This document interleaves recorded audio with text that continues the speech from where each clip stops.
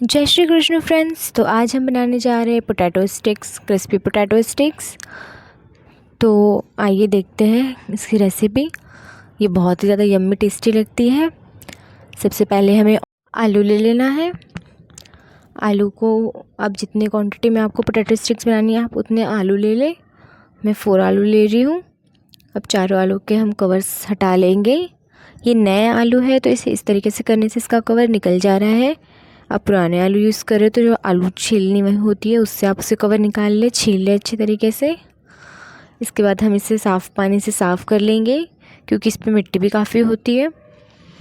इसे हम अच्छे से साफ़ करके धुल लेंगे और फिर इसके टुकड़े टुकड़े कर लेंगे। छोटे छोटे टुकड़े करके हमें इसे बॉईल करना है। आप नॉर्मल इसे कुकर में डालकर इसकी सीटी भी लगा सकते हैं, 2 सीटी में हो जाएगा। फिर मैं टुकड़े टुकड़े करके बॉईल करी, इसे फास्ट बॉईल भी हो जाएगा और मुझे मैश करने में भी इजी रहेगा। इसे हमने साफ़ पानी से वॉश कर लिया है। अब हम इसे बॉईल कर लेंगे। मैं एक पैन में पानी ऐड करके इसको बॉईल कर ले रही हूँ। ये बहुत ज़्यादा टेस्टी लगते हैं केचप के साथ या आपकी कोई भी मनपसंद चटनी, ग्रीन चटनी, सबके साथ ही खाने में बहुत अच्छा लगता है। अगर आप चैनल पे नए हो तो चैनल को सब्सक्राइब कर देना। फिर हम थोड़ा सा नमक डालकर इसे बॉईल कर लेंगे आलू को। आप बीच बीच में इसे चेक करें कि ये बॉईल हो चुका है या नहीं। अगर इजीली आलू टूट रहे इसका मतलब ये बॉईल हो चुके हैं अच्छे से। अगर सॉफ्ट हो गए हैं ये, आपको प्रॉपर बॉईल करना है इसे क्योंकि हमें इसे मैश करना है। इसमें लम्स नहीं रहने चाहिए। जब ये अच्छे तरीके से बॉईल होगा तभी अच्छे से मैश होगा। अब हम सारे आलू इसमें से निकाल लेंगे। ये आलू प्रॉपर तरीके से कुक हो चुके हैं। बाकी का पानी तो हम फेंक देंगे। इस रेसिपी में हमको पानी का तो यूज़ बिल्कुल भी नहीं है। अब आप देख ही सकते हैं सारे आलू बॉईल हो चुके हैं। अब हमें इसे ठंडा कर लेना है। या तो आप ठंडा सा पानी डाल के इसको ठंडा कर ले और पानी निकाल दे, या फिर इसको ऑटोमेटिक ठंडा होने रख दे या तक वेट करें। जब भी ठंडा हो जाए इसके बाद हम इसे मैश कर लेंगे एक मैशर की मदद से। अच्छी तरीके से इसे मैश करना है ताकि इसके अंदर बिल्कुल भी लम्स ना रहे, ताकि हम जब स्टिक बनाए तो टूटे ना। तो इसे एकदम बारीक, एकदम पेस्ट जैसा मैश कर लें। इसके बाद हम इसके अंदर कुछ चीज़ें ऐड करेंगे जैसे कि ग्रीन चिली, कोरिएंडर लीव्स, हरी मिर्च और हरी धनिया। आप एकदम बारीक बारीक चॉप करें हरी मिर्च और हरी धनिया को। हो सके तो हरी मिर्च अवॉइड भी कर सकते हैं क्योंकि ये स्टिक्स बनाने में थोड़ा मुझे दिक्कत दे रही थी तो टूटती है स्टिक्स। अब हम इसमें लाल मिर्ची पाउडर डालेंगे 1 टेबलस्पून।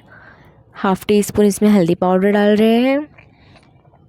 हाफ़ टी स्पून हम इसमें जीरा धनिया पाउडर डाल रहे हैं।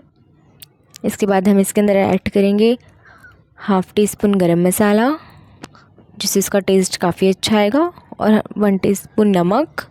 नमक आप अपने टेस्ट के अकॉर्डिंग कम ज़्यादा यूज़ कर सकते हैं। और हाफ़ टी स्पून से थोड़ा ज़्यादा हम इसमें डाल रहे हैं आमचूर पाउडर। इससे इसका टेस्ट बहुत अच्छा आता है, इसका खट्टा खट्टा सा फ्लेवर आता है। और थोड़ी सी क्रश करके हम डाल रहे हैं इसके अंदर कस्तूरी मेथी।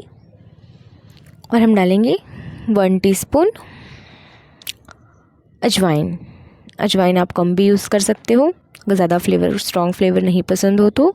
और 2 बड़े चम्मच हम इसमें ऐड करेंगे कॉर्नफ्लावर। वैसे तो कॉर्नफ्लावर काफ़ी है इसमें, इसकी वो बनाने में बैटर, बट आप चाहे तो इसके अंदर चावल का आटा और बेसन या बेसन का आटा भी यूज़ कर सकते हो। बेसन के आटे से भी इसका टेस्ट काफ़ी अच्छा आएगा।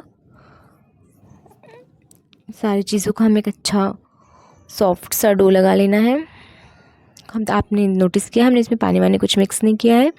अब इसे अपने हाथ की मदद से लंबी लंबी सी इसकी स्टिक्स बना लेनी है। आपको जिस साइज़ में चाहिए वैसा इसकी स्टिक्स बना ले, पतली बड़ी छोटी जैसी आपको पसंद हो। बस फिर क्या, हमें ऑयल, एक पैन में ऑयल लेंगे, ऑयल को गरम करना है। ऑयल को आपको एकदम प्रॉपर हीट होने देना है। जब वो अच्छे से गर्म हो जाएगा तभी हम इसमें स्टिक्स ऐड करेंगे। ठंडे ऑयल में मत ऐड कीजिएगा, ख़राब भी हो सकता है आपका तेल। इसके बाद फिर सारे जो हमने स्टिक्स बना के रखी थी हम एक एक कर कर इस ऑयल में ऐड कर देंगे। जब एक साइड से स्टिक्स अच्छी तरीके से पक जाए, रेडिश हो जाए, उसके बाद ही हमें इसे टर्न करना है। अदरवाइज़ ये फूट जाएगी और फूटेगा तो पूरा ऑयल ये ख़राब कर देगा। इसे हमें एक तरफ से इसे अच्छी तरीके से कुक कर लेना है, उसके बाद ही हमें दूसरी तरफ से इसे टर्न करके कुक करना है। इस तरीके से हमें सारी स्टिक्स को टर्न कर करके फ्राई कर लेनी है। बहुत ही जल्दी से बनकर तैयार हो जाती है। इवनिंग स्नैक्स के तौर पे आप इसे खा सकते हो, मॉर्निंग भी खा सकते हो, जब आपका मन करे। तो बहुत टेस्टी है और बहुत अच्छी लगती है, बहुत ज़्यादा क्रिस्पी है, आप देख ही सकते हैं। अगर वीडियो पसंद आया हो तो वीडियो को लाइक ज़रूर करना। मिलते हैं नेक्स्ट वीडियो में एक नई रेसिपी के साथ। तब तक के लिए अपना ध्यान रखें और ये रेसिपी को ट्राई करें और कमेंट कर बताएं कैसी लगी। राधे राधे, बाय।